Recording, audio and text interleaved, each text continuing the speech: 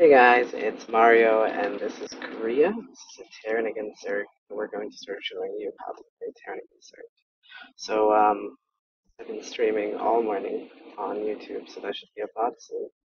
It's January 25th, so if you see this in a few months from now, that's the bottom you would see, um, to see these games firsthand.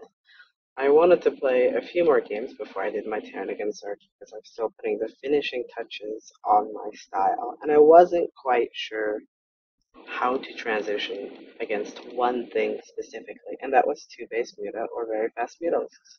But now I feel like I have that covered with this build, with this specific build. I can do it with other builds, but this one is the one that I've been working on, and I like it a lot because it allows for heavy, heavy, heavy aggression, just like my other builds. So what we do here is, we wall off naturally, not at the natural, but at the ramp, your main base. And after the supply depot, you get the 12 barracks, you get the 12 gas. Why do we get a 12 gas? Well, we want a Reaper, but you don't have to make the Reaper. You see, if the Zerg is ballsy and leaves his Overlord on top of your barracks, knowing you're making a Reaper, you can see the Overlord coming. You can just make a Marine instead and pull the gas. As long as you place down the structures at the right time, and I'm talking time specific, you'll have that extra gas, but do it at the right time. Otherwise, you will throw the build order out of whack. So yeah, but you can get a single marine, maybe two, to chase down overlords and kill them, and it works for me from time to time. I've gotten quite a few today. So what we're opening with this time though is a reaper. So I think okay, so this is against Maximus. I don't quite remember this one. I'm just picking all the Terran against Zergs because this is the opener for teaching you how to do the opener. Now, once we have the barracks complete, we get the orbital command, supply depot, and there's the Reaper. So it's always the same open.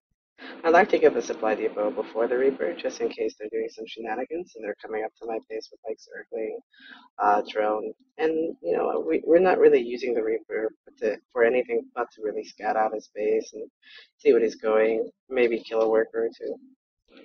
So once we've done that, we drop the command center, even though we have more than enough gas to drop the factory. The reason why we do that is because right after we drop it, we get one more SCV, and while that SCV is building, drop the factory, and then the reactor. So it works out pretty well, and at the same time, we're scouting out of space. We see no gas geysers anywhere, and this is very important. Your build does change a little bit depending on what you scout, but also depending on how you feel what's going to happen. So, but that's in the later stages. The early stage is always the same. Once we have the factory, the reactor, the command center, we get the supply depot and the refinery. So we are going into two refineries a little bit early. And this supply depot isn't anything you need right now, but we're getting it because you're going to need it shortly after in just a minute. So we're still kind of scouting around, harassing. This opener is a good way to help you get your multitasking up and your harassment abilities because your goal is to always use the Reaper to scout and maybe kill, but don't lose the Reaper. I mean, it's not game breaking, but your goal is don't lose the Reaper and keep it busy. Doing whatever, maybe just around the map. You don't have to enter his base. Um, Although it helps if you know exactly what's coming. So since we saw no gas, the rally point for the Hellions is different. If we saw gas, we'd rally them at the ramp for defense because in like 20 seconds you could come up with some Zerglings. If we didn't see gas, then we can rally to the watchtower because we know that anything Zergling-wise is going to be really slow and easy to hold. Once we start our two Hellions, you can get two factories. However, this will delay your next two Hellions. Why are we doing this? Um, we're taking advantage of the fact that his gas is late. So we're going to get more Hellions in the long run by producing these two factories.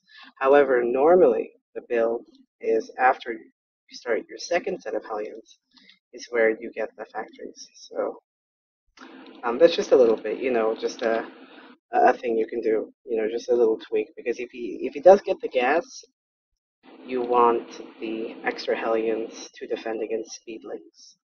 That's why, you don't want to delay your Hellions to stop speedlings. But you can delay them because he doesn't have speedlings. So, from your barracks, we get a single Marine. It's to ward away overlords. Even if they come in and scout you, it's not It's not an all-in. It is designed to punish and maybe do some damage in some sense. Usually it's at the third, but you can run in if you don't see a lot of Zerglings. You have to be careful about that. So we've got the watchtower, we got the two Hellions going. So once you move your command center down, which is pretty much when you are at 16, 17 workers, you take these two over. You don't want to have 20 in your main. 19 is fine because you're usually going to be building 2 or 3 structures at a time. And then what you're going to be doing is getting a supply depot down below right away. And if he does have speedlings, you only take 4 or 6 Hellions and you rally at your ramps, just in case he tries to do a sneaky run by. And if he doesn't have speedlings, don't worry about it. You can just rally over here. Also, the factories are going to start tech labs right away. You're going to want to get blue flame and an armor. You can also delay the Hellions. The reason why you get these factories is you need them up early, just in case he does a huge bust. So if he's going for like roach failing pretty early on, then you can utilize the factories. You're only keeping them there in case you want to utilize them. You don't actually have to produce much out of them. Um, to really use them to their full potential. So you're just making yourself very safe and giving yourself aggression possibilities. But if you don't need to be aggressive right now, you can delay it for a little bit. You can get some key upgrades and then be aggressive. So you already have the factories. It's a choice. So tech lab, and then you produce Hellions out of here. So I've got about 6. That's a good number to go ahead and move out. You can go. I think I'm waiting for these two, but actually no, I'm not. So I start the armory and I start blue flame. Very, very important. And I get another tech lab. Kind of poke around in the base. I didn't see any Zerglings. I didn't see any Zerglings at all covering the map, so I was pretty confident that he didn't have any, and I would just go in and rust the grunts. That's something you can do. If you don't see any Zerglings, you can even scan up the ramp, make sure it's safe. But if you don't see any, you're safe to go up, and you can do a lot of damage. Back home, what we're doing is, okay, so this is a very important part of the build. And the replay is going, I mean, not the replay. We're stopping the video in just a minute because this is where the game changes. I'm going to give you one final suggestion right here, and then, the game's going to change completely. So, what you do is, if you see any sign of mutalisk, and if you can't get in the front, always scan the main. Because if we get a little close, we can see if this is a lair or not. But if we can't get in the front, scan the main. The reason why this is because you want to know if he's going ground or air. If he's going mutalisks, and you're positive, like if you see a lair, Zerglings, and no Roachwarren, it's probably mutalisk. Get 2 Thors instead of 2 siege tanks. If you see maybe a lair but a Roachwarren and no sign of mutalisks, and in this case we see 2 Roachwarrens, get siege tanks. Because you want to defend against the ground, or you want to defend against the air. So that's kind of the important part. You can get +1 the moment this finishes. You don't have to get it right away. You can get the Thors first. You have to make sure you can survive, and then get the upgrades. So the upgrade is nice to get this early, but it's not crucial to the build. It's only if you know that he's not going to be attacking you anytime soon. Pretty much that means he has the 3rd hatchery, then you would get the upgrades first, and maybe an extra Hellion or 2. And then you get the gas geysers. Once you have everything going, like once you've got the factories going, if you need to make Thors, you can get the gas geysers earlier using the Hellions. If you can wait a little bit because these going roaches, then you can delay them because you're going siege tank. So the moment you're positive, it's mutalisk, you immediately drop the gas geysers and you drop an engineering bay. I'm only dropping one now because I saw burrow roaches. So those are some things you can do.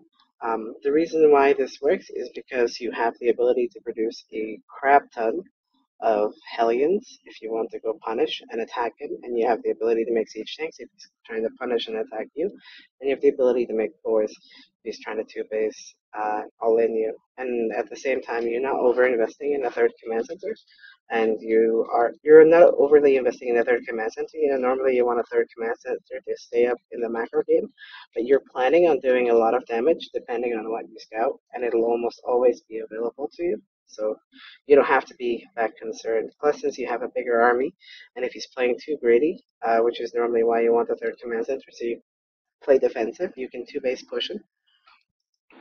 As an example, if he's not being aggressive and he doesn't have banelings, you can pull almost every worker in like 2-3 minutes from now, where you have a bigger army with like Hellbats and siege tanks and a few Thors, and you can just two-base push him with like a +1 attack, and it'll be a pretty easy kill. So those are just some things you can do. This is kind of the basic build opener.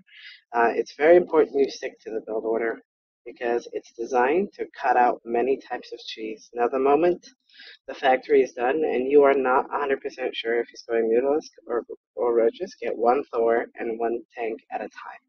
That's why you have 2 tech labs. And the rest, once you have the armory, is going to be Hellbats instead of Hellions. The initial Hellions are only to do pressure up to a specific stage of the game. So thanks for watching, guys. I'm going to jump right into video number 2 to teach you how you transition and how you punish what you scout at this stage. So bye-bye.